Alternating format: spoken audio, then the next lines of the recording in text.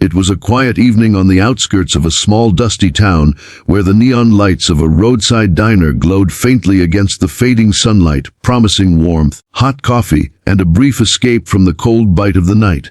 A woman named Emily had just pulled her silver sedan into the gravel parking lot, her mind burdened with thoughts of her long drive, the meeting she had left behind in the city, and the bittersweet silence of traveling alone. She was in her early 30s, confident yet carrying the wariness of someone who had learned to fight through life's storms.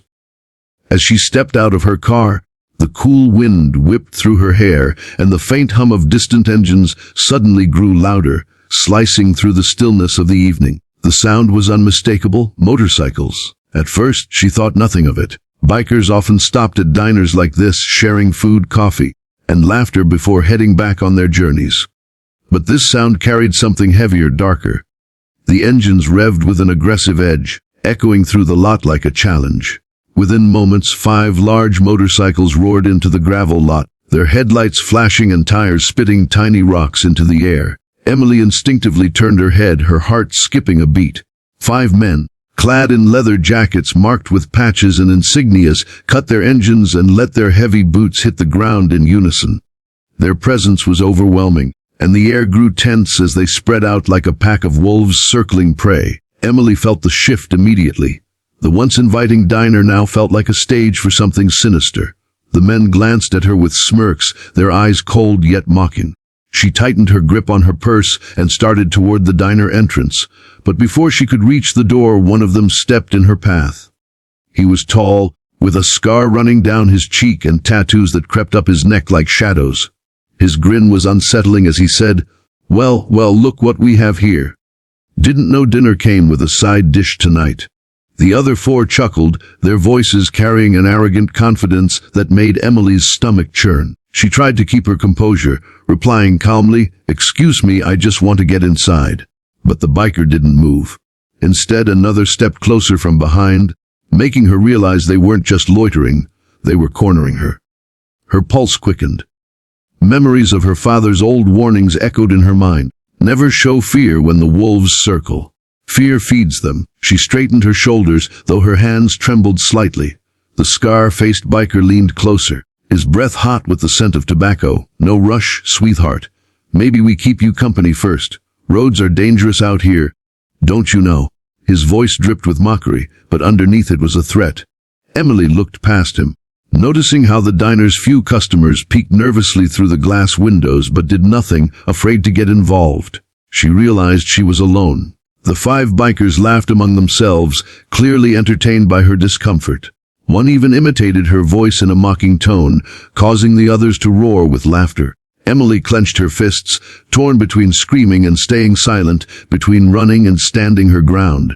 Just as the tension reached its breaking point, Emily remembered something she hadn't thought about in years. She wasn't helpless. Years ago, her late brother, a Marine, had trained her in basic self-defense after she was nearly mugged in college.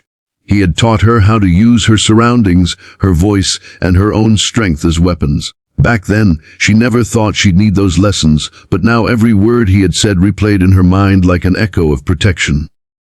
The scar-faced biker reached out, as if to grab her wrist.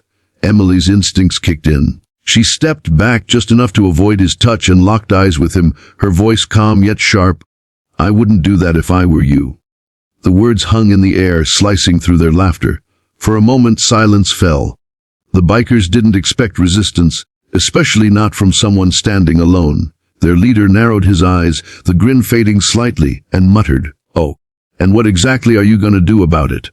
Inside, Emily's heart raced like thunder, but outwardly she stood tall. "You don't want to find out," she said. Her voice carried a confidence that even surprised herself. The air grew heavier as the 5 bikers exchanged glances, trying to read whether this woman was bluffing or truly dangerous. The scar-faced leader smirked again, trying to regain control of the moment. He stepped even closer, testing her resolve. Emily shifted her stance subtly, remembering her brother's advice: always plant your feet, always protect your center. She was ready for whatever came next, even if fear gnawed at the edges of her courage. Just then, a noise interrupted the standoff. The diner door creaked open and the owner, a gray-haired man with a cane, stepped outside. His voice was shaky but firm. "Leave her alone. This is private property." The bikers laughed, mocking his bravery. "What are you gonna do, old man?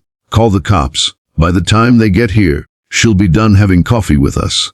The owner's face paled, and he retreated slightly, realizing he couldn't protect her physically. But Emily didn't flinch. In fact, she took a step forward instead of back, surprising the bikers. Her pulse pounded, but she thought to herself, this ends now. One way or another. The scar-faced leader's hand twitched again, ready to grab her. Emily's muscles tightened, her breathing steady. She wasn't just standing up for herself. She was standing up for everyone watching, for every person who ever froze in fear when faced with bullies.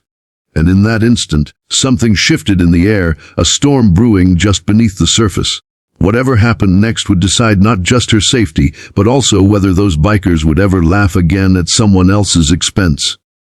And as the night deepened, the world seemed to hold its breath, waiting to see who would make the next move.